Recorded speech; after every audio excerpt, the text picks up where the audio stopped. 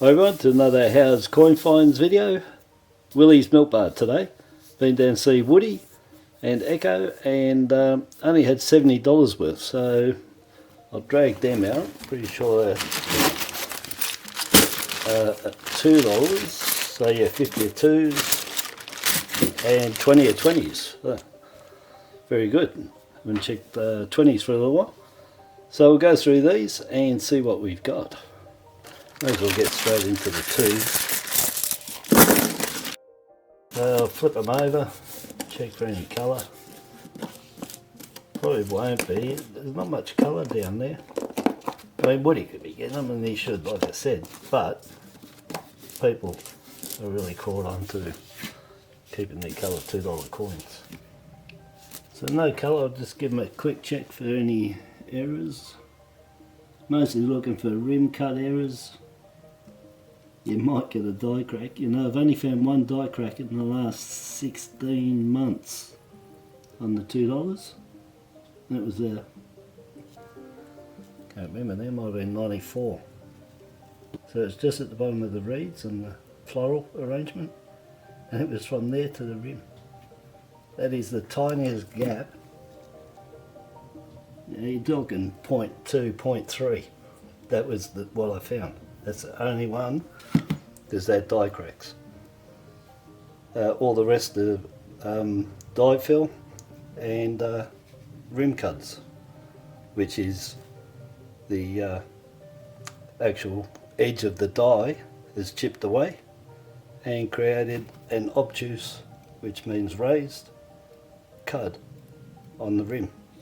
And it's the gutter edge of the die, chips away, and the cud looks like the finger there, but smaller, round. So look for them, flip them over, dates, errors, changeovers, we'll have a look.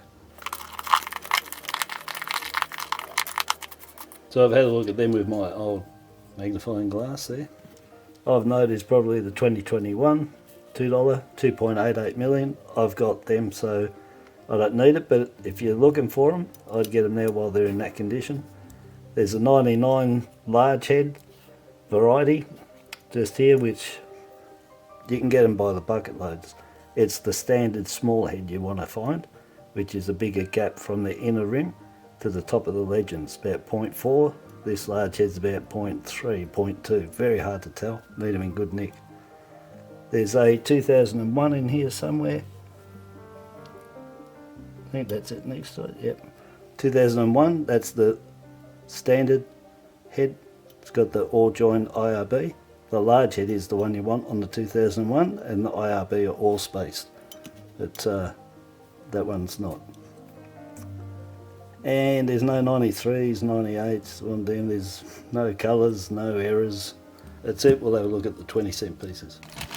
So I'll just open these, put them into piles, and then go through them. And it would be real nice if there was some one wavy 1966 20-cent piece. If there was some, that would be amazing, that somebody could dig into their coin collection and bring it down the shop to use. Done that plenty of times, believe me. When you're short, doesn't matter. It's all cash. That's what's good about collecting these coins at home, is bottom line for that, in the words of the man himself, poor man's gold, just here. Santa Georgie, go and have a look at him on YouTube as well. Silver, both of these guys. So poor man's gold, go over to his channel. Poor man's gold is in the USA, and Santa Georgie is in Singapore. So you'll get a good variety of all the different silvers that you can get, coins, bars, as well as gold coins. Heaps of info, help you out. Go over there, you won't regret it. Santa Georgie, poor man's gold, silver stacking, gold stacking. Well worth going over, you won't regret it. So what have we got in here?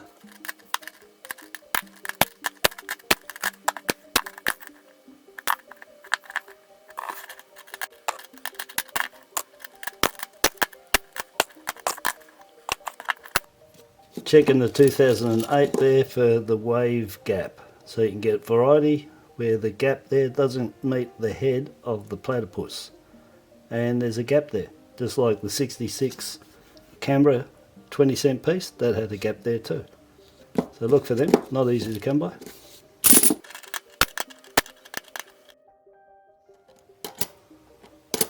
New Zealand will collect them. 76, I think you got that. Another 21 top neat. 81. That'd be Canberra Welsh, I could tell straight away it's not flat on top. If it was a Canadian one, have the half claw just there. This won't have any, I don't even need to look. I can just tell it's concave, it dips in. I can see the base is, the letters are flat. The Canadian, they're scalloped or fish-tailed and or curved, and the Queen sits on top flat because they use less pressure. And when you turn it over, you'll have a half claw on that very first one there. But I don't need to look, I can just tell these straight off. That's curved like a bowl. So it's a Welsh or Canberra minted 1981. 2004, that's the flat A. You can get the large head, which has got the pointy A. Made about 400,000 of them. Still not easy to come by. Pile number, I don't know, 5, 4.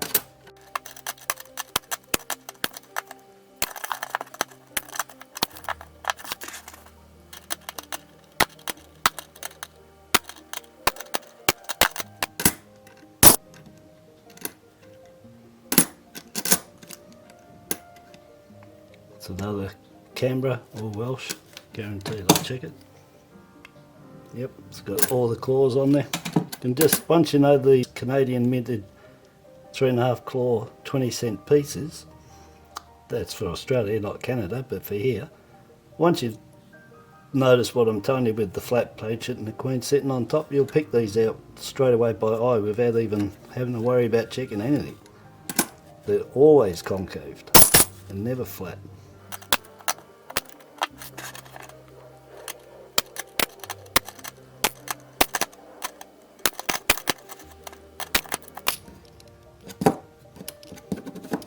2001, I'll check to see if it's a large head with the IRB all spaced, and also it's a double variety if you're lucky to get two together, but you can get them individual.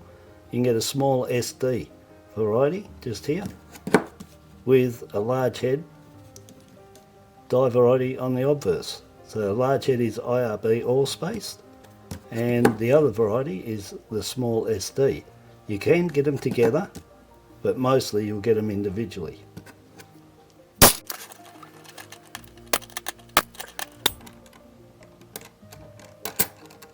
Oh, further investigation on that one.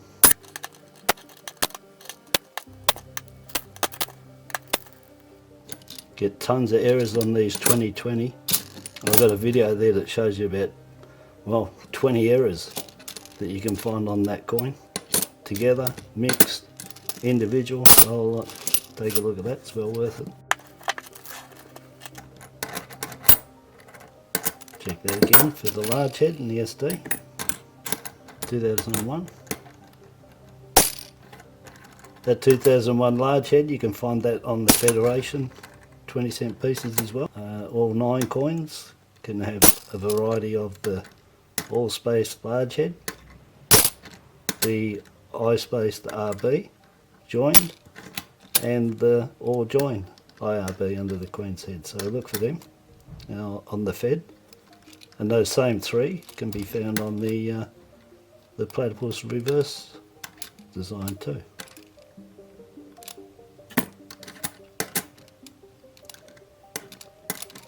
(2007), check them for date variety. You can get the wide leg 7 or the broad leg 7 with the O's that look like duck eggs on the inside. They're not really circle, they're elliptical. And the 2, the serif at the end on the wide or broad 7 is shorter, like a ducktail and round. So ducktail, duck eggs, broad leg on the 7, and that's the variety. The standard is a thin leg, the O's look like O's, round, and the 2, the serif at the end is long, and there's a small square finish. So look for them. I'll check that one, see which one that one is. These 2010s, just above the SD next to the pour there, you can get this round circle cud to look for.